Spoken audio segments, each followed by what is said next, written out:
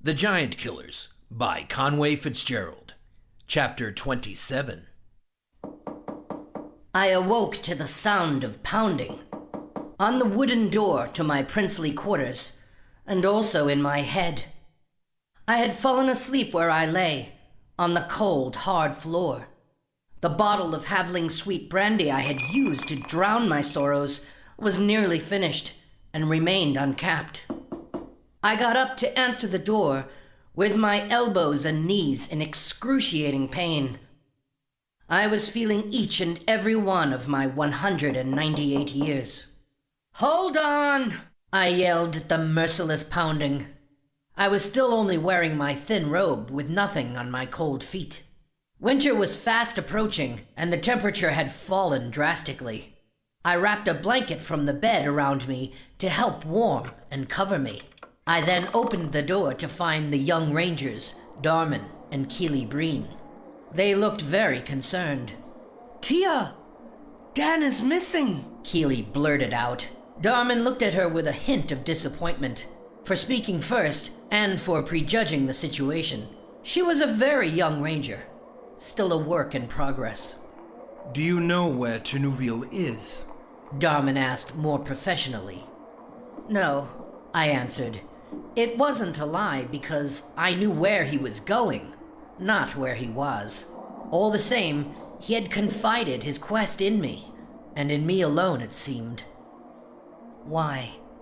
"He left Vosse last night. No one seems to know where he went," Keely blurted. Darman gave her another look of proposed restraint. "Ushvin told us that the warehouse with the lizards was evacuated last night. He authorized Dan to leave with them. That's all he told us. He was reluctant to say more." Darman then continued to report on the musings of the various people of influence in Vosse, who were all making their suppositions of where he went and when he might return. "Why do you question what Dan Ternuville does, or where he goes? He's not under anyone's authority here. He answers to no one. Especially not me," I said, and then I flopped my aching body onto the very comfortable bed that I had neglected the night before in my drunken state. "He'll return when he's ready," I said, and covered my head demonstratively with the blankets. "You'll update us if you hear anything?" Darman asked. I simply raised my hand up from beneath my shroud of blankets with an impolite go-away gesture. After a few moments, I heard the door close, and was relieved that they had left without further questions. Darman and Keely had both learned a lot from Thon, Reese, and James Breen, Keely's late father.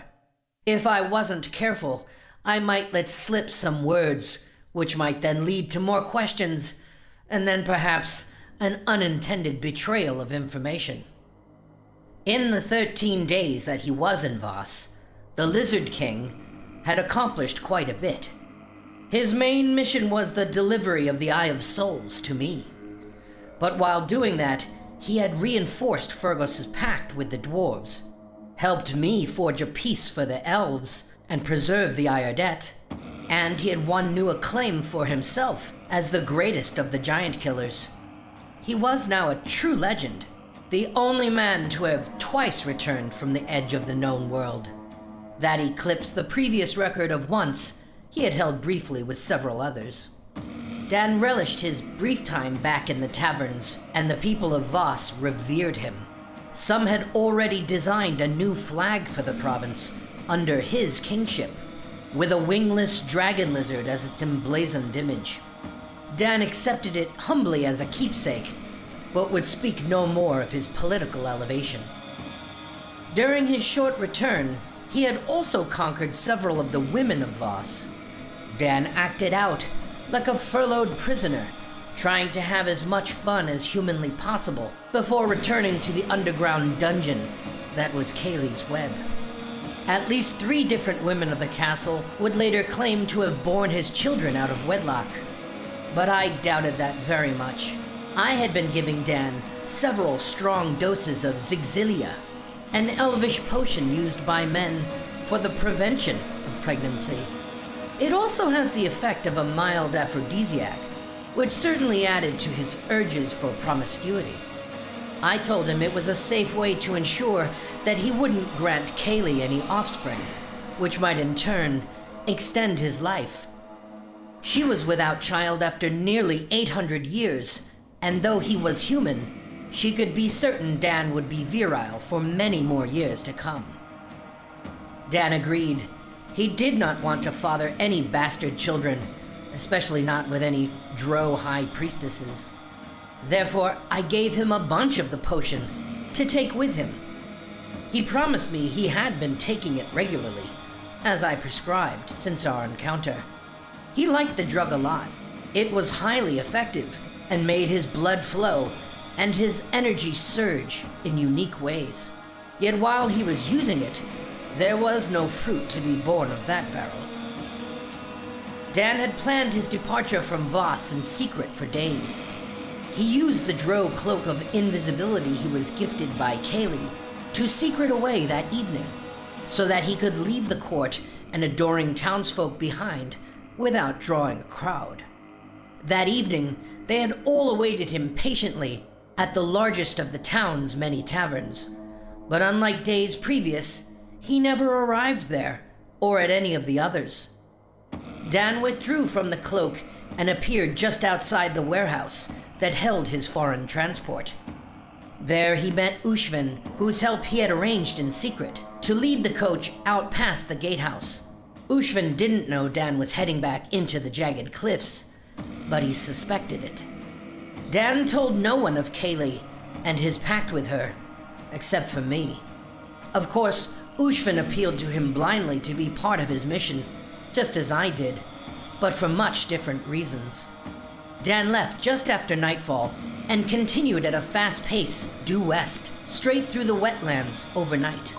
The riding lizards could swim deftly across rivers and ponds, and the carriage was designed to float like a raft behind them. This made any subsequent attempt by the rangers to track him absolutely futile.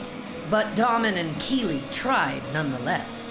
They were passionate young humans, overly eager to prove themselves.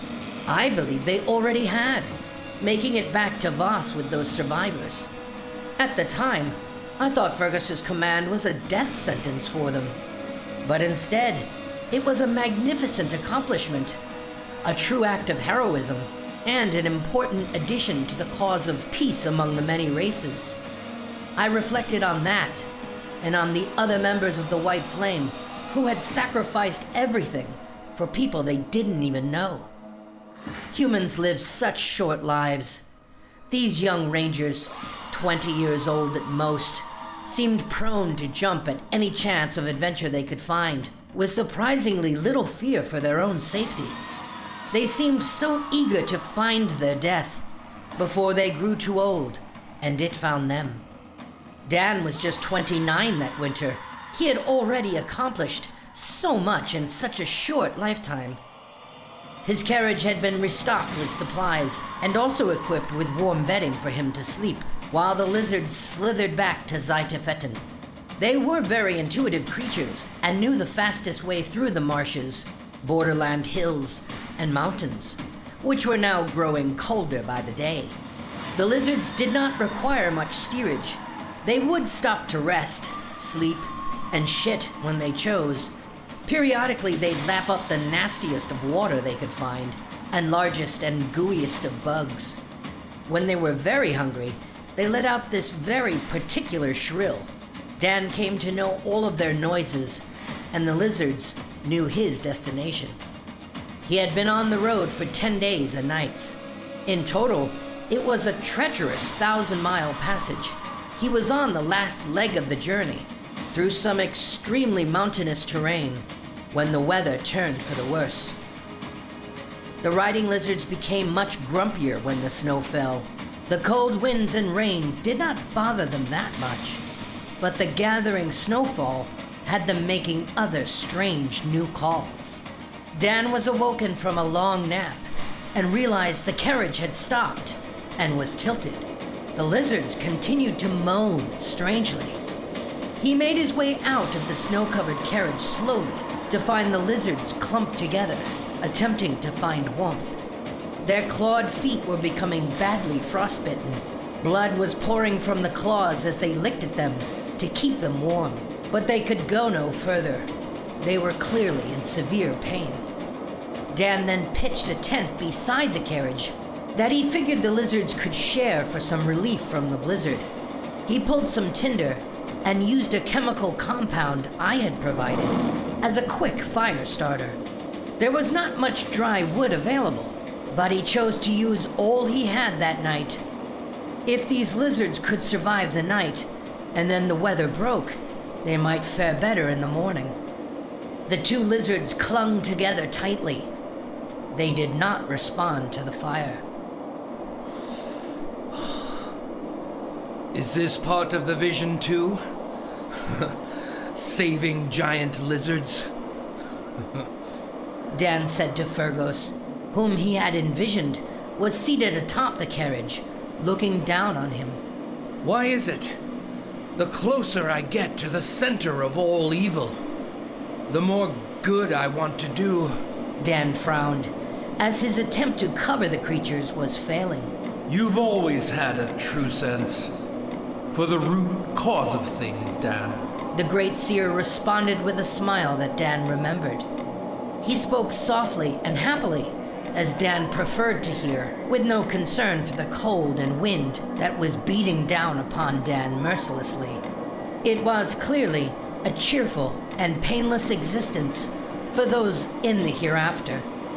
I must say, though, even in such a storm, these mountains are quite beautiful, aren't they?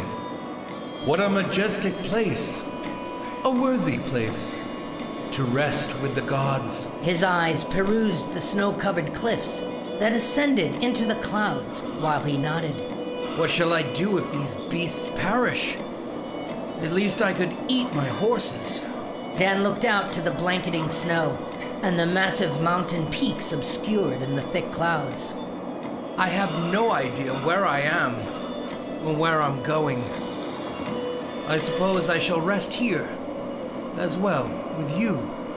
No, you'll get your chance yet. We both saw it. You will bring down the giant hall. Fergus answered confidently.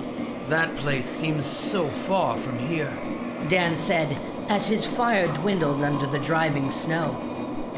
The two lizards seemed now frozen together. Dan looked at the carriage and then the mountains. When his eyes returned to the carriage, he noticed a black spider on the railing. Once again, rather than swat and kill it, his spirit longed to help it, to save it. You picked quite a day to travel into the mountains, Kaylee said with some exaggerated volume. Dan looked to where her voice emerged, and there stood the beautiful Drow High Priestess. She had not nearly enough warm clothes on, having arrived via teleportation moments earlier. Her hair and loose-fitting robe fluttered in the snow-filled wind. Let's get out of here.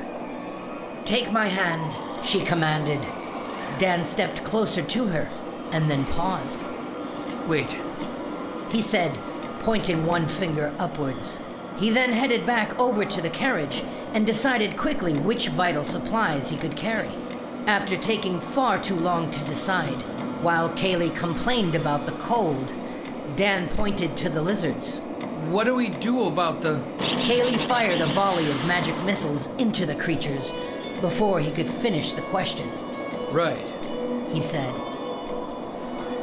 "You can join me now, or stay here forever. Your choice," she threatened. 2 long weeks had passed since Dan left Vosse. In that time, Fergus had not answered my many prayers. I still had no answer of what to do when it came to Dan's plight. There were no visions yet shared with me. Dan was so certain in what he was doing. It made me sad thinking of him, traveling into the cold mountains alone, saying his life was forfeit because of Silveroon, because of his pact with that witch. That made me drink ever more booze to quiet my unsettled mind, and then regret it more the following morning. My continuing presence in the princely quarters at Vosse had come under the scrutiny of Ushven's retainers. Questions were raised frequently about what I was still doing here. I was unsure myself. My overindulgence in self-pity and inebriation had run its course. I grew anxious for activity. It was time to leave this place and go find Theb. Perhaps he was right, and my career as a hero was over. As I lay in that bed with my head pounding, my unfocused gaze came to the ceiling of my quarters and a large spider's web that had formed in the corner. There was a noisy fly that had been harassing me for days that was now caught in the spider's web. The fly thought it had found shelter from the cold inside the castle, but it was now buzzing helplessly for its life. After the buzzing fly tired, unable to free its wings from the sticky web, the big, nefarious black spider closed in. I thought of rescuing it, for no other reason than I was bored, and I hated spiders. I stood up on the bed, but couldn't get at it, so I pulled a chair over to the corner of the room that extended my reach. To be sure, I grabbed one of the new cutlasses I had purchased and drew it. I stepped atop the chair precariously and came face to face with the black spider that had its prey firmly in its clutches. The spider stopped spinning the fly and seemed to stare back at me. Its grotesque myriad of eyes were all focused on my pale, intruding face. It seemed to jeer at me with its sleek black legs, almost daring me to act against it. It was so strangely fearless that I decided to perform a magic detection spell on it, which rang with activity. I then swatted at the spider with my cutlass, which cut through the web but missed the invader. The nasty spider dropped to the ground. I swatted at it several times as it attempted to escape, looking for a crevasse to hide in. It reached a hole in the wall, but my right foot reached there first. I stepped my bare foot on the spider several times. Afterwards, my heel was covered in blood and guts. The spider was mushed, along with the blood of its many victims. I then realized what this magically enhanced arachnid was. My heart started to beat furiously as I pondered which of our secrets it may have shared. I got myself dressed quickly and raced down to the hall of the sacred fire. I needed to warn Therdrick of Artendal that there might be more of these spies lurking. When I entered the hall, I noticed immediately that I was right. Therdrick was there, conducting a mass with his many new acolytes. Before I could even explain what was going on, I used magic flight and swatted another spider that was peering down on them right there above the new dais. My word, Tia! What madness has befallen you? As Therdrick spoke, I started to feel severe pain in my heel. I landed near him, and his young clergy looked very concerned. "We've been infiltrated," I said, as the pain in my heel throbbed worse by the second. By whom? Is there an attack taking place? He asked, as I fell to the floor and started removing my right shoe. I groaned in pain as I looked at my heel, which was now swelling badly. Tia, what are you doing? Spiders. Black spiders. They are spies. For the Drow. I started to feel the pain moving into my chest. I had been bitten and poisoned. Spiders? Spies for the what? What's this nonsense you speak? Therdrick looked at me impatiently. Therdrick, I've been bitten. I've been poisoned. I was barely able to say, with restricted breath, before I lost consciousness. As soon as Dan was thawed from the snow, he wanted nothing other than to get close to Kaylee again. His time away from her only confirmed his need to be with her always. His desire for her had reached a new level. Her pleasant and mysterious fragrance, the softness of her dark skin. Dan reached for her hair and started to kiss her neck gently.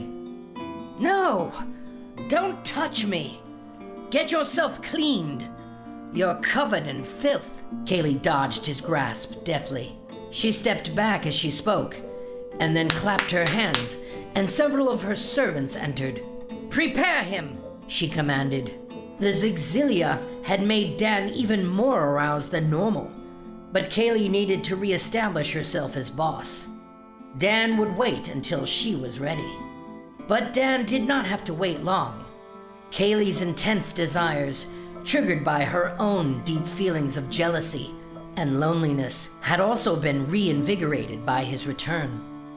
After being pampered, clipped, and cleaned by her servants, Kaylee removed them all and mounted Dan before they had left the room.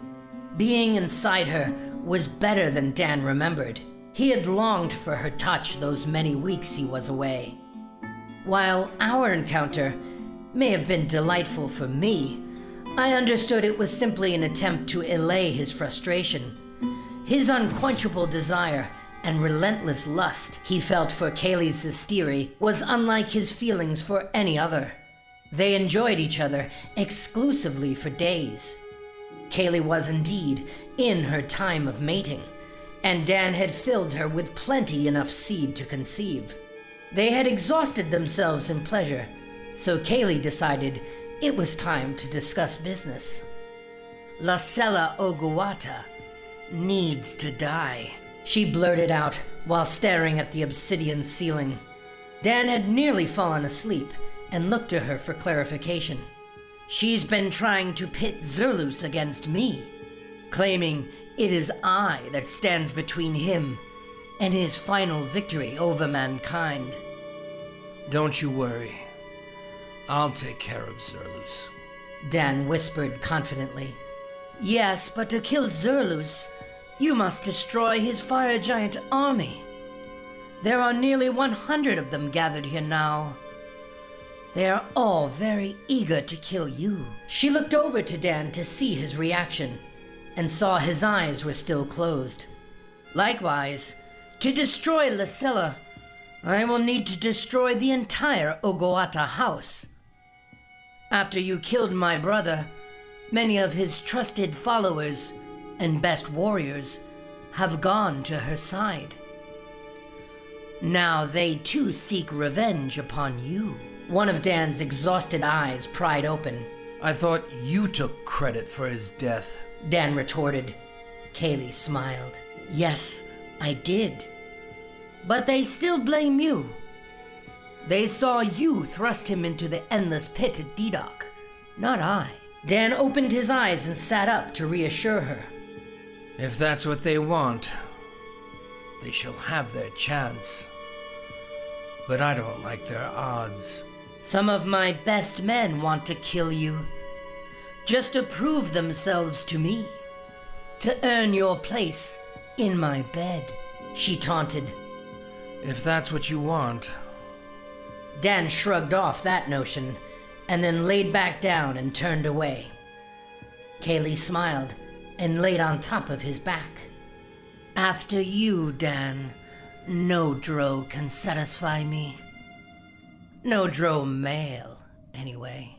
She then straddled his body, gripping his waist firmly beneath her powerful hips. She squeezed him tightly, lowered her head to his, and whispered into his ear. Can you find satisfaction elsewhere? Do you not desire a human woman? Let me rest, Dan pleaded, with his eyes closed. Kaylee then laid beside him and played with his recently shortened hair. I've heard the High Elves are quite beautiful. I've seen them mixed with humans so nicely. Maybe a half-raced woman would appeal to you more than me. Dan's eyes were then opened. He didn't know about the true nature of the spider spies like I did, but now he knew she had been watching over him, somehow. He thought of the spider on the carriage in the snow just before her arrival. She was scheming. That meant Dan would need to decide quickly. Whatever needed to happen at Zai Tefetin needed to go down soon. To win, he must act now, without any further delay. His fighter instincts told him so. The time of final judgment was nearly at hand. But he had been having such excellent sex with Kaylee for hours, which had turned into days, and now he was very tired. Dan sat up and spoke to the priestess with the last of his masculine authority. Make your plan. Prepare it. We'll do them all in tomorrow. Now, I rest. Fergus finally returned to my dreams. He was happy. I loved seeing him smile. So good to be in Tel Suma again, he said. How are you feeling, Tia? He stood above me and placed his right hand atop my forehead. I'm hurting all over, I said. I didn't know where I was. I was floating, as if on a raft down a river. But I was not dreaming. Fergus's hand brought warmth to my body. Fergus, you're in Tel Suma? The poison is gone. Another voice spoke, but it was not his. I started to become more aware. I could feel the pain in my foot again. I remembered the spiders. I thought of Dan. He was in danger. I was afraid Fergus would leave, so I called out to him. Fergus, what should I do? I can't leave him, I said. The image of that loud, buzzing fly returned to my mind, the one that I was too late to rescue. Fergus, what must I... What is she saying? Another voice spoke. I could see Fergus's face above me again. He smiled. Bring him back, Fergus said. He smiled and nodded. Bring him back. Aermine, can you hear me? I recognized that voice. It was Theb. Aermine, who are you talking to? Theb asked, shaking me. I opened my eyes and through the blur saw Theb to my right. I was in a bed. I looked to my left, hoping to see Fergus, but it was Nuna hovering over me. I have neutralized the poison. It still might hurt for a while, but you will survive, she said. Where's Fergus? I asked. Where is he? I asked again. Theb looked at me curiously. He looked over to Nuna. Fergus was buried at Castle Vosse last month. You were there, remember? Theb asked. It must be a hallucination caused by the poison, Nuna said. I was lucky to have survived that nasty spider bite. It got me just as I stepped on it. Thurdrick was still a lesser priest, unable to clear the poison from my body. He used an incantation to slow the effect, which was just long enough for Theb to find me and teleport me to Nuna. I had been unconscious for some time. When Nuna neutralized the poison, I finally came to. But if that wasn't really Fergus visiting me, why did he say what he did? No, Fergus was here. He was here. He said he was happy to be back in Tel Suma. I then looked at them and realized that's exactly where I was, in Tel Suma.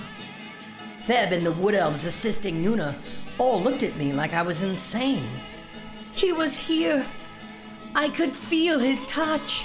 Nuna had been my antithesis throughout my adult life. But one thing she did agree with me on was Fergus. Despite her many fidelity pledges to the immortal wood, her vows to remain true to their constancy and neutral in outward affairs, she loved him too, almost as much as I did. She was a druidic priestess, so despite the differences in religion, she dealt in the spiritual, as he did. She witnessed his power firsthand, and also his belief in me. Nuna stood above me as Fergus had, and she asked, "What did he tell you?" He said, "We've got to bring him back." Bring who back? Dan! He's trapped! In the spider's web! Kaylee's plan was fairly simple. She had arranged a meeting among the principals, King Zerlus and his most trusted high command, Lysella Oguata, and her highest level family members, and those of the Sestiri house that had defected to Lysella's side. They would all be gathered together in the royal hall of the giants, where Reg's head had been crushed. Fitting, thought Dan.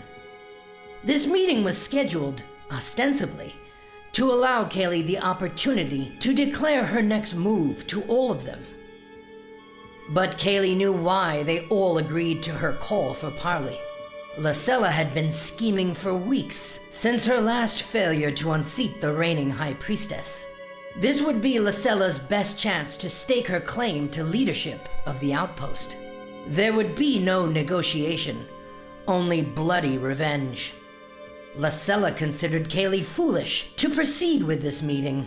Her infatuation with the human man had caused her to slip. Normally very cautious, meticulous about security, and ruthless when challenged, she now seemed willing to surrender parts of her command and all of her prestige. She was weak and distracted. Now, after decades of preparation, Lysella's position was finally ripened for a coup. Of course, Kaylee led Lysella to believe that. Most of those who had defected to Lysella had done so at Kaylee's direction. It was Lysella that was foolish to ever think Kaylee would allow herself to be weak and exposed. Lysella and the giants were unaware of Silveroon and what Dan could do with its awesome power. Kaylee may be vastly outnumbered in that hall, but Kaylee would not be the one exposed. They were. They just didn't know it yet. They would expect her to surrender Dan to Zerlus as a gesture of respect to the king, and as a last-ditch means to preserve her own life.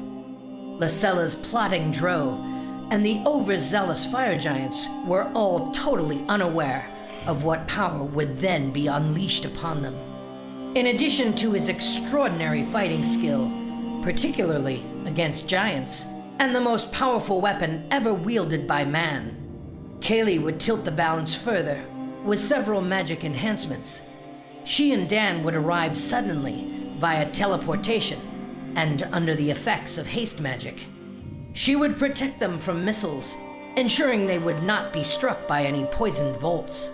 She would protect them magically from fire, evil, lesser magics, and enhance her own strength, since the power of Dan's girdle of giant strength could not be enhanced any further. They would arrive abruptly and start killing immediately, without a word spoken. Kaylee suggested starting with the drow, as this would confuse the giants and perhaps slow their response.